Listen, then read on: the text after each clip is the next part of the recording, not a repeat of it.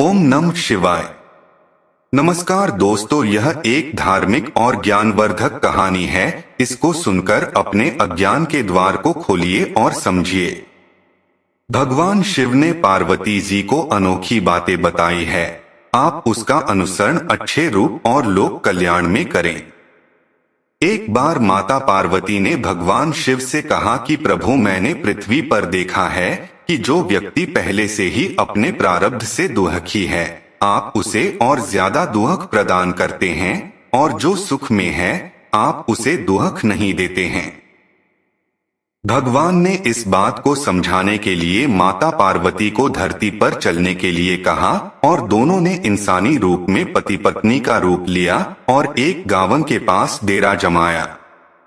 शाम के समय भगवान ने माता पार्वती से कहा कि हम मनुष्य रूप में यहाँ आए हैं, इसलिए यहाँ के नियमों का पालन करते हुए हमें यहाँ भोजन करना होगा। इसलिए मैं भोजन की सामग्री की व्यवस्था करता हूँ, तब तक तुम भोजन बनाने की व्यवस्था बना।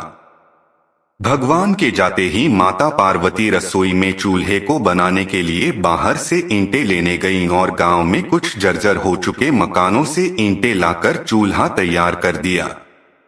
चूल्हा तैयार होते ही भगवान वहां पर बिना कुछ लाए ही प्रकट हो गए। माता पार्वती ने उनसे कहा, आप तो कुछ लेकर नहीं आए, भोजन कैसे बनेगा? भगवान बोले, पार्वती, अब तुम्हें इसकी जरूरत नहीं पड़ेगी। भगवान ने माता पार्वती से पूछा कि तुम चूल्हा बनाने के लिए इन ईंटों को कहां से लेकर आई? तो माता पार्वती ने कहा, प्रभु, इस गांव में बहुत से ऐसे घर भी हैं जिनका रखरखाव सही ढंग से नहीं हो रहा है। उनकी जर्जर हो चुकी दीवारों से मैं ईंटें निकाल कर ले आई। भगवान ने फिर कहा, जो घर पहले से खराब थे तुमने उन्हें और खराब कर दिया। तुम ईंटें उन सही घरों की दीवार से भी तो ला सकती थीं।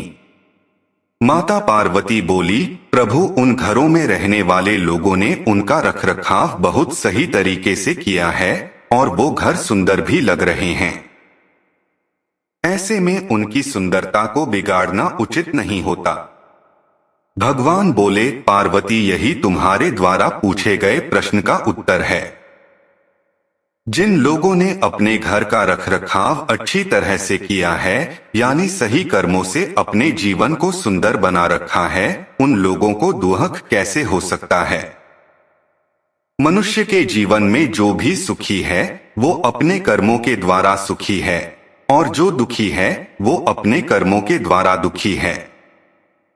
इसलिए हर एक मनुष्य को अपने जीवन में ऐसे ही कर्म करने चाहिए कि जिससे इतनी मजबूत व खूबसूरत इमारत खड़ी हो कि कभी भी कोई भी उसकी एक ईंट भी निकालने न पाए। प्रिय बंधुओं व मित्रों, यह काम जरा भी मुश्किल नहीं है। केवल सकारात्मक सोच और निस्वार्थ भावना की आवश्यकता है। इसलिए जीवन में हमेशा सही रास्ते का ही चयन करें और उसी पर चलें।